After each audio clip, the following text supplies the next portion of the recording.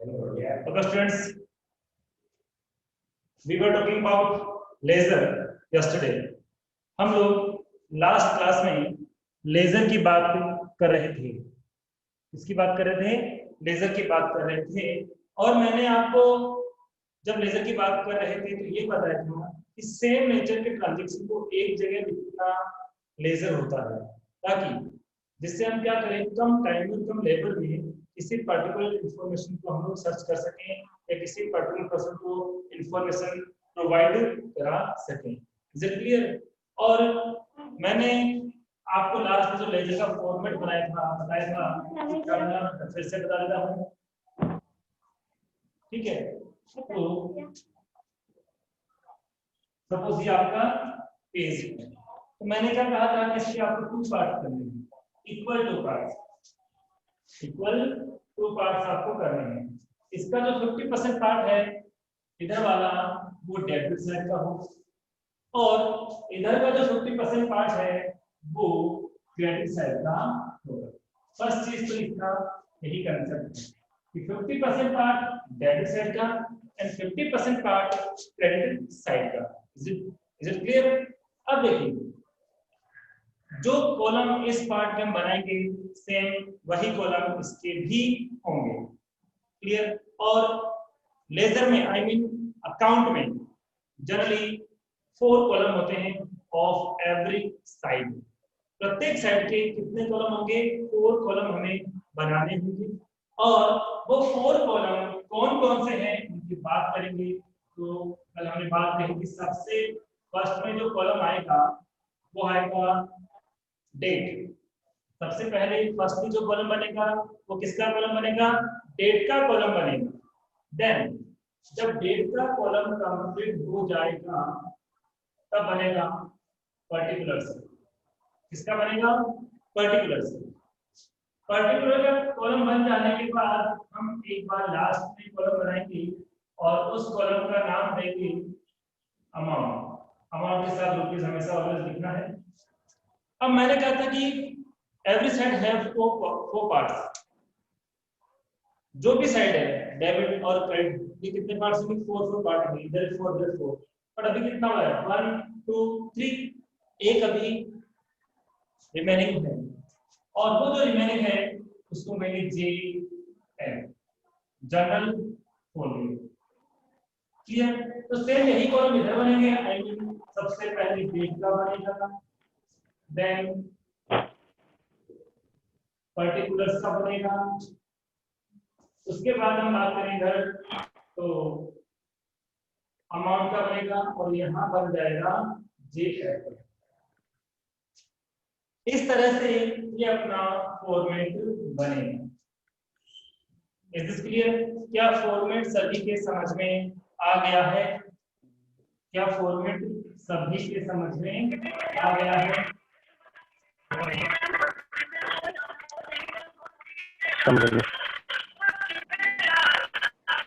Is this clear? Okay, अब देखिए करना क्या है। इसके बाद मैंने आपको ये भी कहा था कि डेबिट साइड में, ये वाली साइड डेबिट साइड है। डेबिट साइड में जो भी ट्रांजैक्शन हम रिकॉर्ड करेंगे लेजर में, उसको 2 के साथ स्टार्ट करेंगे। किसके साथ स्टार्ट करेंगे? 2 हमें यूज करना है। देन जो भी ट्रांजैक्शन है वो लिखना है। और क्रेडिट साइड में जो भी ट्रांजैक्शन हम लिखेंगे उससे पहले हमें यूज करना होगा by. Is this clear? Debit side में स्टार्ट कहां से करना होगा? 2 से, और क्रेडिट साइड में हमें स्टार्ट करना होगा बाय से। Is this clear? ओके, अब देखिए मैंने कहा था सपोज मैं कैश अकाउंट बना रहा हूं। मैं क्या बना रहा हूं? Cash account. I mean top पे तो लिख दूंगा लेजर। टॉप पे मैं क्या लिखूंगा? लेजर। अब मैं सबसे पहले किसकी लेजर बना रहा हूं? तो उसका नाम यहां मेंशन कर दूंगा, कैश अकाउंट। क्या नाम मेंशन कर दूंगा? Cash account. तो इस कैश अकाउंट में आई मीन कैश की लेजर में कौन से ट्रांजैक्शन आएंगे? बताइए, कैश के लेजर में कौन से ट्रांजैक्शन लिखे जाएंगे? कैश की लेजर में कौन से ट्रांजैक्शन लिखे जाएंगे? तो आपका आंसर क्या होना चाहिए? केवल कैश से रिलेटेड जिस किसी भी ट्रांजैक्शन में कैश आएगा, जिस किसी भी जर्नल एंट्री में कैश आएगा, आई मीन कैश इफेक्ट होगा, वही ट्रांजैक्शन इसमें आएंगे। जिसमें कैश इफेक्ट नहीं होगा वो इसमें नहीं आएंगे। Is this clear? अब मैंने आपको हम लोग लास्ट डे सेकंड नंबर का एग्जांपल कर रहे थे।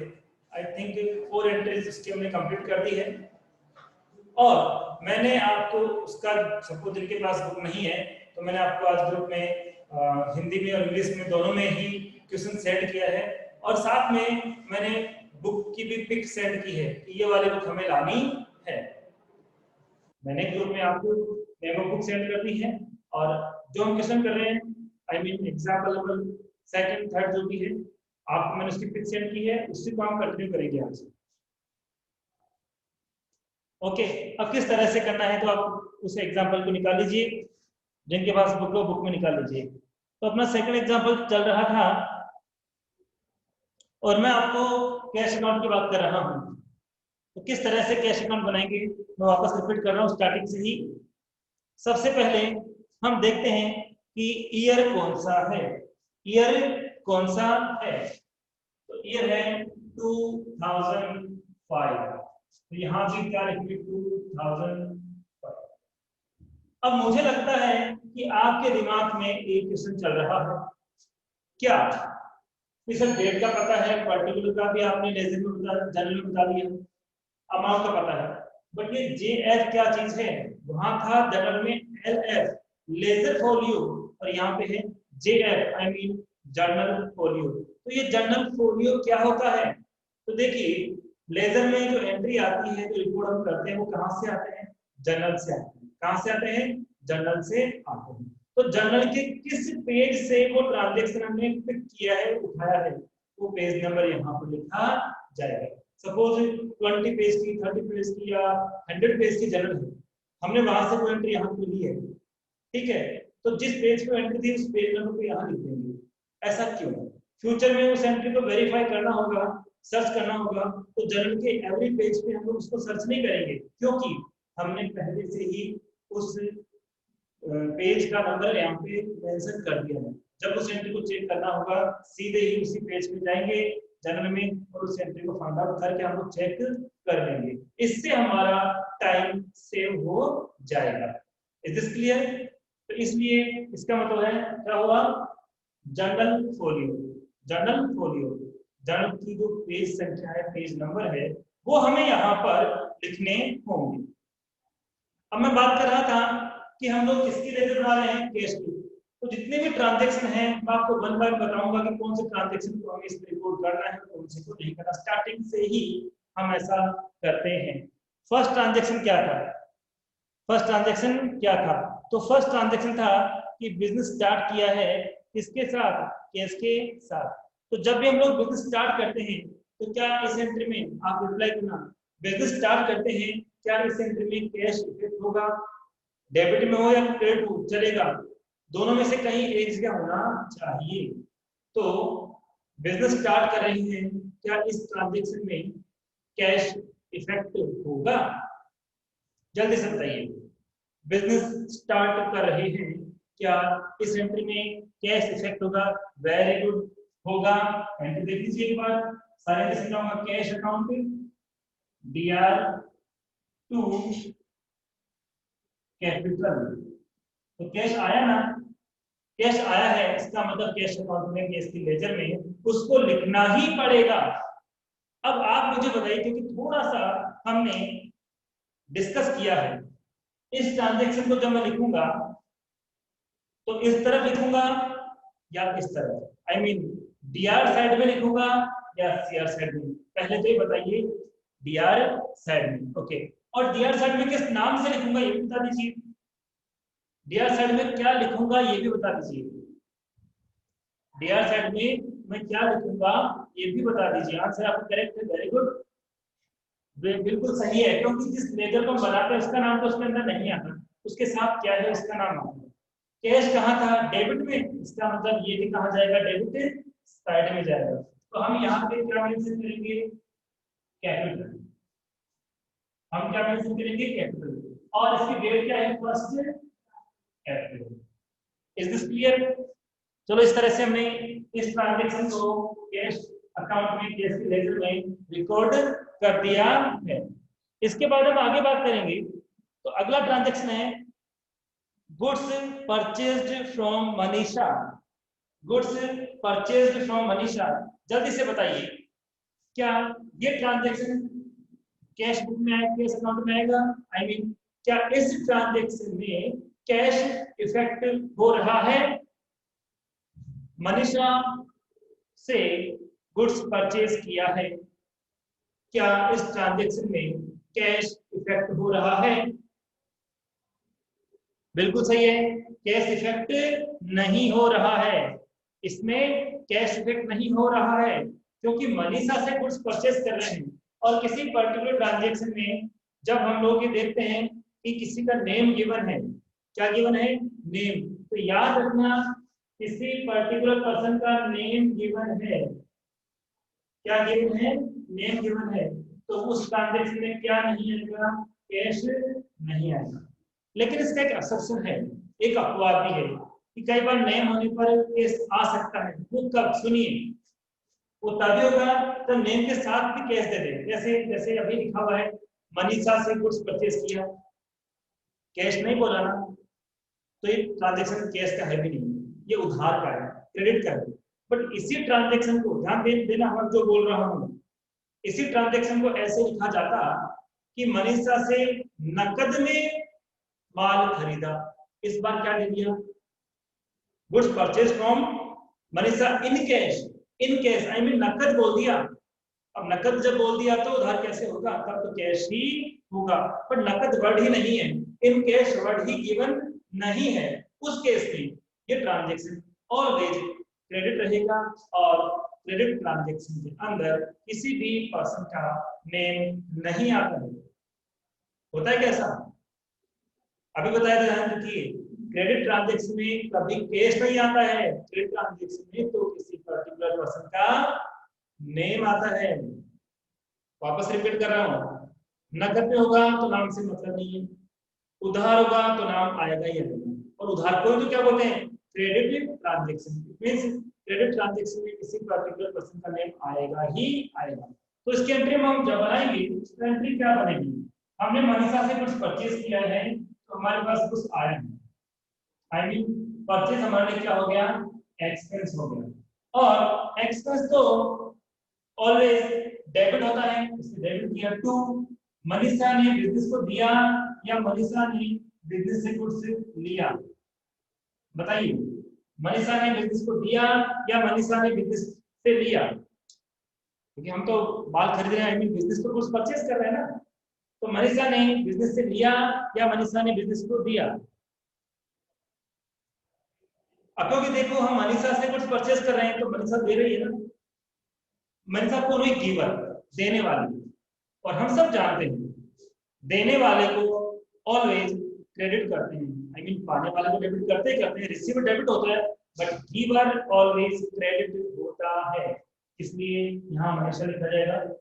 अब इस एंट्री में नाम तो देखिए, ना क्रेडिट में क्या नहीं है?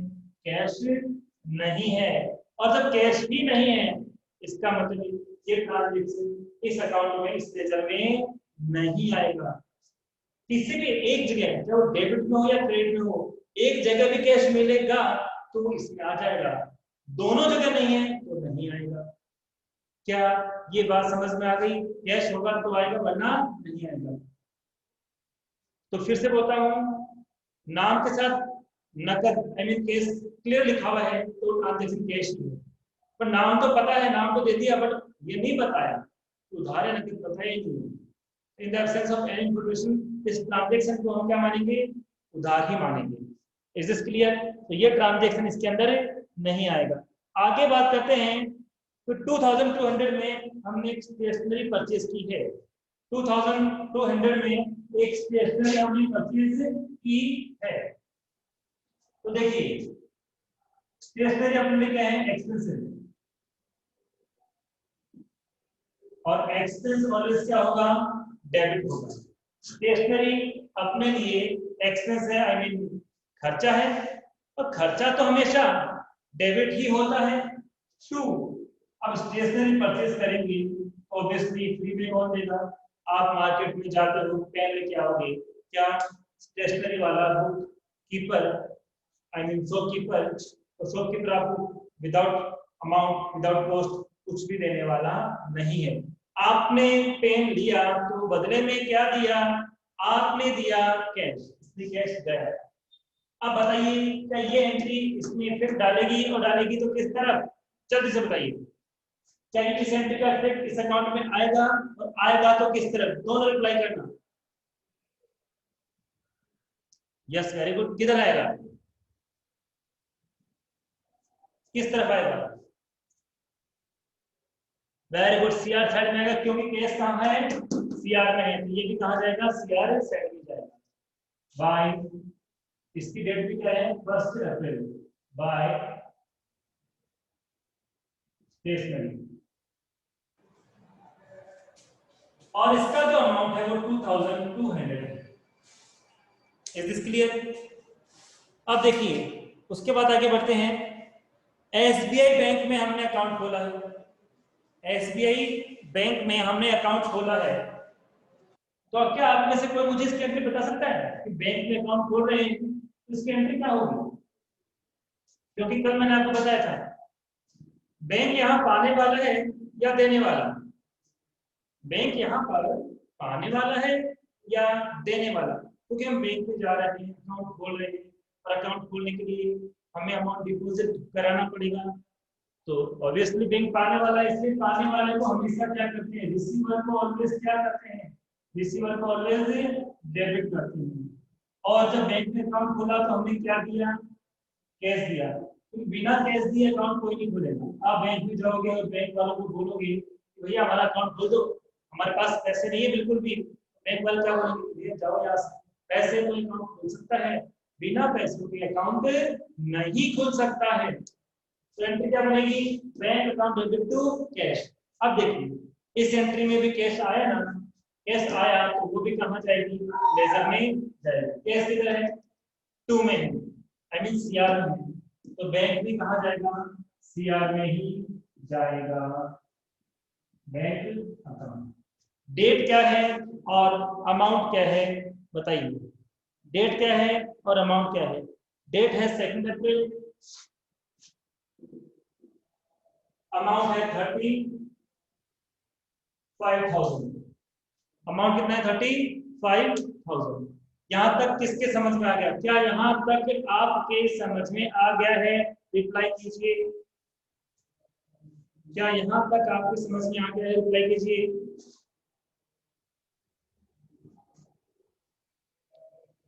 Yes, good. तो मुझे आप अगले ट्रांजैक्शन की एंट्री बताओ कि प्रिया से हमने 16,000 कैश में गुड सेल किया है। प्रिया को 60,000 में कैश में गुड सेल किया है, आई मीन नकद माल बेचा है। नकद माल बेचा है किसको? प्रिया को। तो जब इसमें नकद के बारे में क्लियर इंफॉर्मेशन है तो नाम का कोई मतलब नहीं होगा। Cash to sales, absolutely very good, आपका आंसर सही है। कैश अकाउंट या टू सेल्स, क्योंकि जब नाम के साथ नकद दिया हुआ है तो नाम से मतलब नहीं है। तो कैश, जब हम माल बेचेंगे कैश अकाउंट दिया होगा, और टू में क्या आएगा? टू में आएगा सेल्स। एंट्री किधर आएगी? जल्दी से बताइए। कैश कहाँ है? डीआर में, सेल्स को कहा जाएगा डीआर साइड में, टू सेल्स अकाउंट। अब ये ट्रांजैक्शन कौन सी डेट को था? ये ट्रांजैक्शन कौन सी डेट को था? तो ये ट्रांजैक्शन था 2 अप्रैल को। किस दिन था? 2 अप्रैल को। अब देखिए, हमने स्टार्टिंग की 5 एंट्री चेक कर ली है। ऐसे ही हमें 1 बाय 1 सारी एंट्री चेक करनी है, और जिस किसी भी एंट्री में केस होगा वो किस अकाउंट में आएगी एंट्री? केस की लेजर में, उसको लिखना ही पड़ेगा, उसको केस की लेजर में लिखना ही पड़ेगा। आगे हम बात करते हैं कि नेक्स्ट ट्रांजेक्शन में क्या करना है, क्या इंफॉर्मेशन है। तो ये कहा जा रहा है कि प्रिया ने आपको चेक से पेमेंट कर दिया।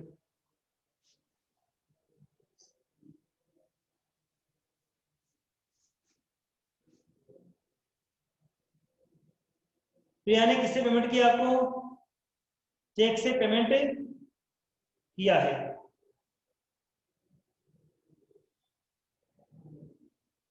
सभी के पास बुक आ गई है क्या? क्या सभी ने बुक परचेज कर ली है?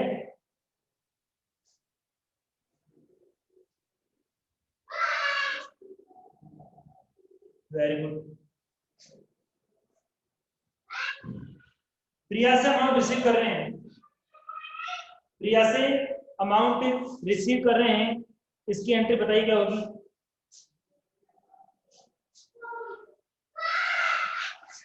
यहाँ पे आएगा 16,000 और फर्स्ट एंट्री में जो कैपिटल थी वो थी 1,50,000।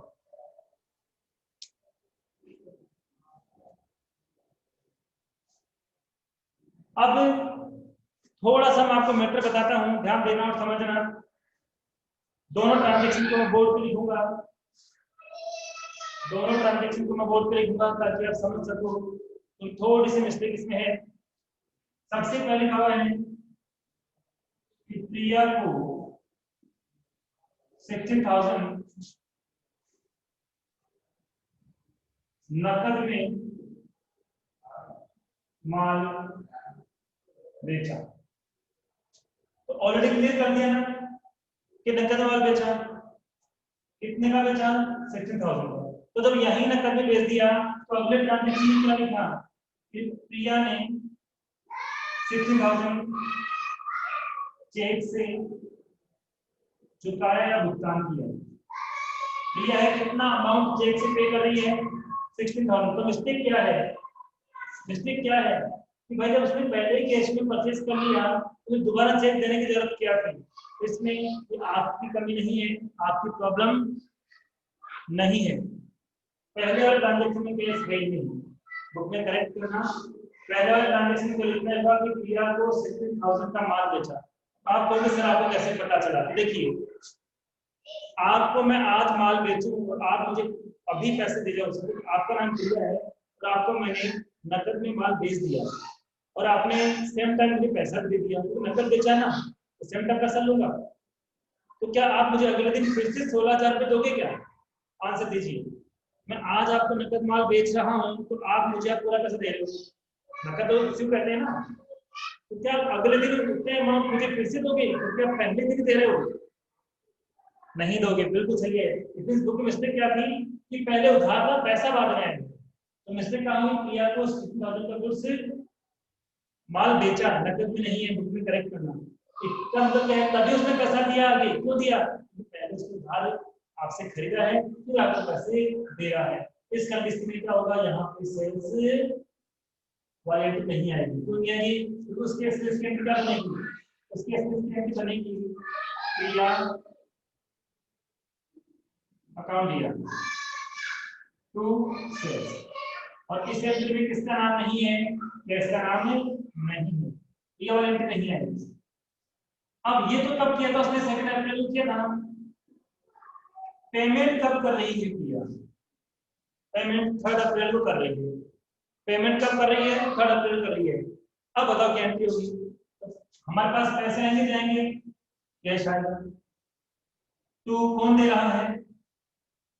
कौन दे रहा है? प्रिया दे रही है। कौन दे रही है? प्रिया दे रही है। तो एंट्री क्या बनेगी? Cash account DR to Priya. Cash को डीआर क्यों किया? पैसा आ रहा है। दे कौन रहा है? प्रिया। अब आप ही कहोगे कि सर चेक दिया है तो बैंक क्यों नहीं आया? इसलिए नहीं आया तो कंसेप्ट पे ध्यान दीजिए।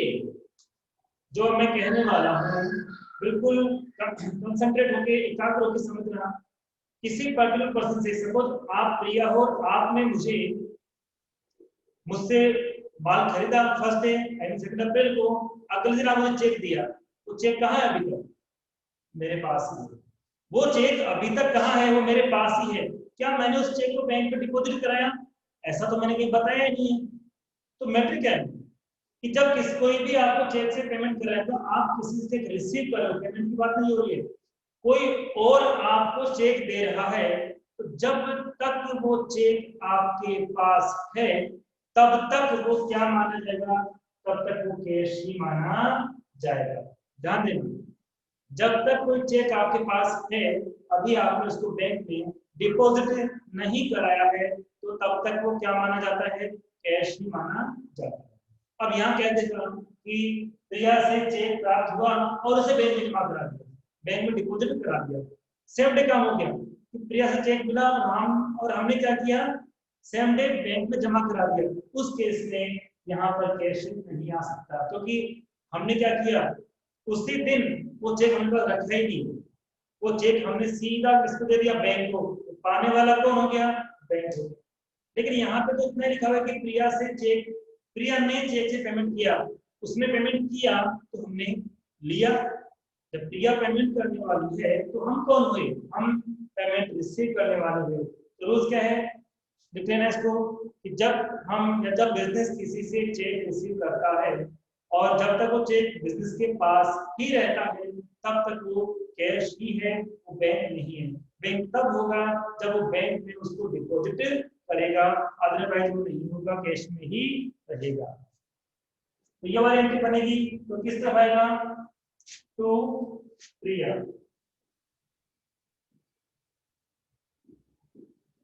और अमाउंट कितना था, 16,000 का अमाउंट, कितना था 16,000 का अमाउंट था। प्रिया के बाद हम बात करें, आगे देखते हैं। सेम ट्रांजैक्शन आगे, केवल नाम बदला है, सेम ट्रांजैक्शन आया है, केवल नाम बदल गया, नाम चेंज हो गया, प्रिया की जगह निधि आ गई है। सेम ही एंट्री होगी, सब कुछ सेम मैटर है। लेकिन आप बताइए, निधि को माल बेचा है, एंट्री क्या करेंगे, जल्दी से बताइए। निधि को माल बेचा है, क्या एंट्री करेंगे, good sale to Nidhi ₹14,000, entry क्या करेंगे। निधि को माल बेचा है 14,000 का, एंट्री क्या करेंगे, क्योंकि नकद तो बोला ही नहीं है और पेमेंट नेक्स्ट डे वो दे रही है, उधार अपने आप ही हो गया। बताइए, निधि को माल बेचा है फर्म ने, बिजनेस ने, क्या एंट्री होगी, पाने वाला कौन हुआ, निधि। पाने वाले कौन करेंगे, क्या करेंगे, डीआर, वेरी गुड, निधि को डीआर करेंगे। और टू में क्या आएगा, टू में आएगा सेल्स। यानी यहाँ पर ये जो एंट्री मैंने लिखी थी सेल्स तो रहेगा, बट यहाँ पे कौन आ जाएगा, यहाँ पे आ जाएगा निधि। ठीक है, यहाँ पे क्या आ जाएगा, निधि। अब ये बताइए, क्या ये वाली एंट्री जो है कैश अकाउंट में आएगी, एंट्री करेक्ट है समझो आपकी, बट ये बता दीजिए क्या ये एंट्री कैश अकाउंट में आएगी, नहीं आएगी, क्योंकि इसमें कैश नहीं है। तो फिर अगला ट्रांजैक्शन क्या है, अगला ट्रांजैक्शन क्या है कि निधि ने 14,000 का पेमेंट किया, चेंज क्या हुआ, चेंज क्या हुआ, प्रिया में और निधि में चेंज यही है कि प्रिया ने चेक से पेमेंट किया था और निधि के लिए इतना लिखा हुआ है कि पेमेंट किया, किसमें क्या नहीं बताया। प्रिया के लिए क्लियर लिखा हुआ है कि उसने चेक से पेमेंट किया, निधि के लिए नहीं लिखा हुआ कि पेमेंट किससे किया। तो जब नहीं बताया जाए कि पेमेंट किया कैसे है, तो क्या मानोगे, हम ये मानेंगे कि क्या मानेंगे, हम मानेंगे कि पैसा कैश में ही दिया है। तो बताओ क्या एंट्री बनेगी, निधि से पैसा मिला है तो पैसा यानी कैश तो आया ही है, प्रिया से नहीं आया, इस बार किससे आया, इस बार पैसा आया निधि से। तो cash account debit to Nidhi, cash account debit to Nidhi हो जाएगा, तो इस बार टू निधि लिखा जाएगा, अमाउंट 14,000 आएगा। और इस ट्रांजैक्शन की जो डेट गिवन है, इस ट्रांजैक्शन की जो डेट गिवन है वो डेट है 8 अप्रैल, 8 अप्रैल इसकी डेट है।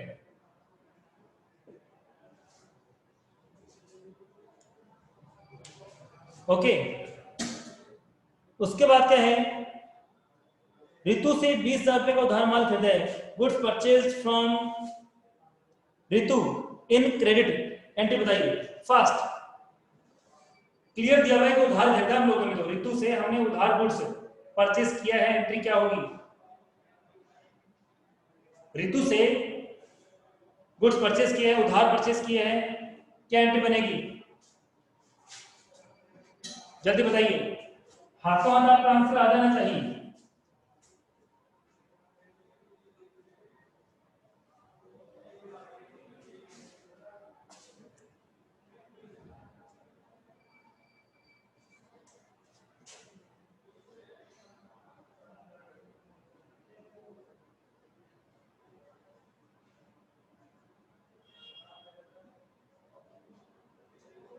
समझो, जब हम गुड्स परचेज करते हैं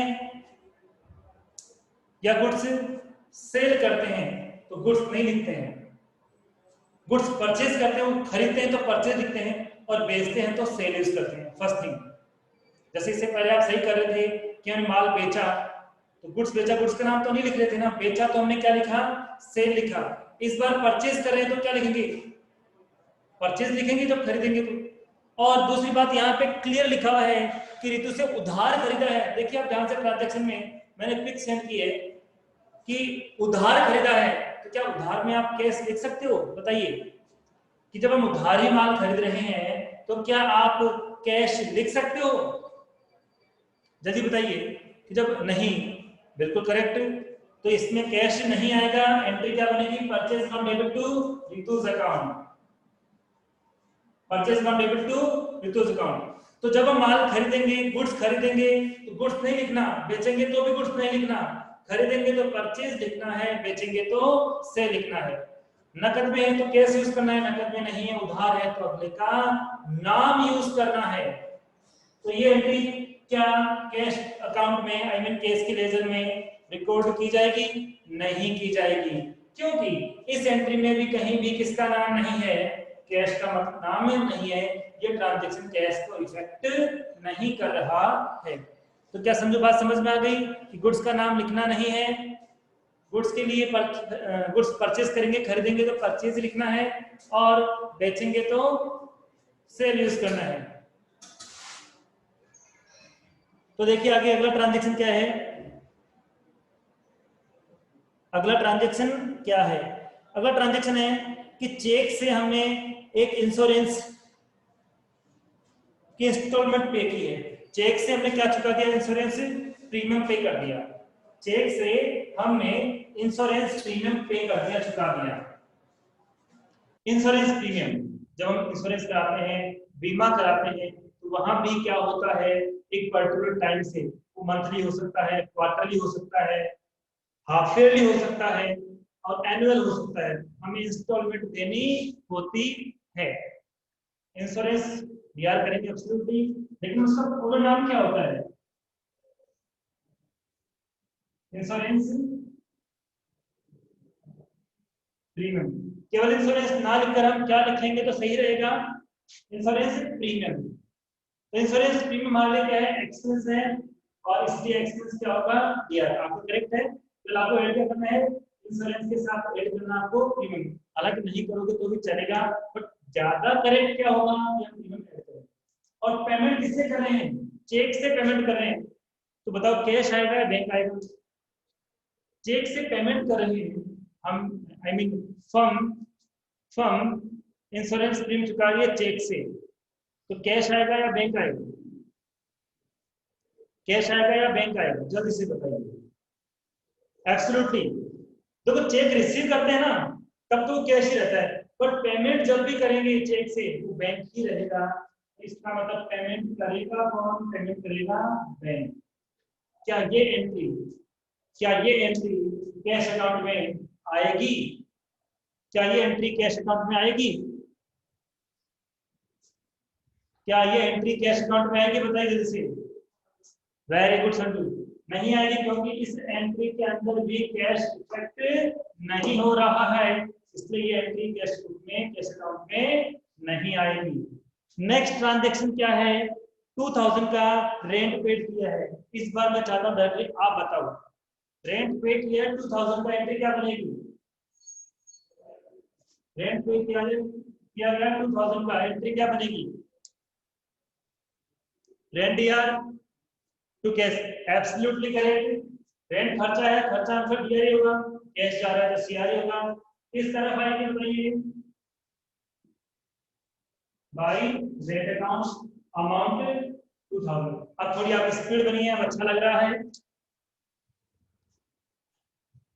तो रेंट के बाद हम अगले ट्रांजैक्शन में चलते हैं कि नेक्स्ट ट्रांजैक्शन क्या है। तो नेक्स्ट ट्रांजैक्शन देखते हैं। नेक्स्ट में लिखा हुआ है कि 1500 रुपए का माल दान में दिया, 1500 रुपए का माल दान में दिया, दान का मतलब डोनेशन, दान का मतलब डोनेशन, और डोनेशन भी हमारे लिए खर्चा ही होता है, बिजनेस के लिए खर्चा ही होता है। दान का मतलब डोनेशन, और डोनेशन भी हमारे लिए क्या होता है, खर्चा ही होता है। इसलिए हम क्या करेंगे, खर्चे को तो हमेशा ही क्या करते हैं, डेबिट करते हैं। तो डोनेशन दिया होगा, क्या टू में कैश आएगा क्या, मुझे बताइए, क्या टू में कैश आएगा क्या? डोनेशन खर्चा है, दान दिया, दान खर्चा होता है, तो क्या टू में कैश आएगा क्या? नहीं आएगा। क्यों? ध्यान से देखिए, दान में पैसे नहीं दिए हैं, ध्यान देखिए क्या दिया है, दान में रुपए नहीं दिए हम लोगों ने, दान में हमने रुपए नहीं दिए, क्या दिए देखिए, दान में हमने रुपए नहीं दिए, हमने क्या दिया है, दान देखिए, यहाँ क्लियर लिखा हुआ है कि माल दान में दिया है। जैसे आपकी दुकान है और आपकी दुकान के बाहर एक बेगर भिखारी आता है, ध्यान दीजिए, आपकी दुकान है, तो दुकान के बाहर एक भिखारी आता है और वो कहता है कि भैया 10 रुपए दीजिए, आपसे, आपने रुपए नहीं दिए, आपने बिस्किट का पैकेट उसको दे दिया, क्या आपके पास से कैश गया? बताइए, आपने उसको पैसे दिए नहीं, आपने उसको क्या दे दिया, बिस्किट का पैकेट दे दिया, तो क्या आपके पास कैश गया? बताइए, क्या आपके पास से कैश गया? क्योंकि आपने कैश नहीं दिया, आप तो क्या दे रहे हो, उसने पैसे मांगे, आपने पैसे नहीं दिए, आपने क्या दिया, बिस्किट दे दिया। अब यहाँ पे एक कंसेप्ट ध्यान देना, आपके पास पहली बार ये कंसेप्ट आ रहा है कि हम जो माल खरीदते हैं, हम माल जो खरीदते हैं, हम जो माल खरीदते हैं तो उसको परचेज करते हैं ना, तो ये खरीदा गया माल बेचने के अलावा कैसे भी कम हो जाता है, इस कंसेप्ट को ध्यान रखना। खरीदा हुआ माल हम बेच नहीं रहे हैं, बेचते तब भी कम होता है, लेकिन बेचने के अलावा और किसी भी कारण से खरीदा हुआ माल कम हो जाता है, तो हमेशा क्या यूज करना पड़ेगा, परचेज यूज करना है। फिर से, खरीदा हुआ माल हम कैसे भी देते हैं, किसी को दान दे दिया, चोरी हो गया, टूट गया, फूट गया, कुछ भी हो गया, बेचा नहीं है, बेचने के अलावा और किसी भी कारण से कम हो गया है, तो हम लोग वहां क्या यूज करेंगे, परचेज यूज करेंगे। इसका मतलब एंट्री क्या बनेगी, डोनेशन अकाउंट दिया टू परचेज, क्या एंट्री बनेगी, डोनेशन अकाउंट दिया टू परचेज।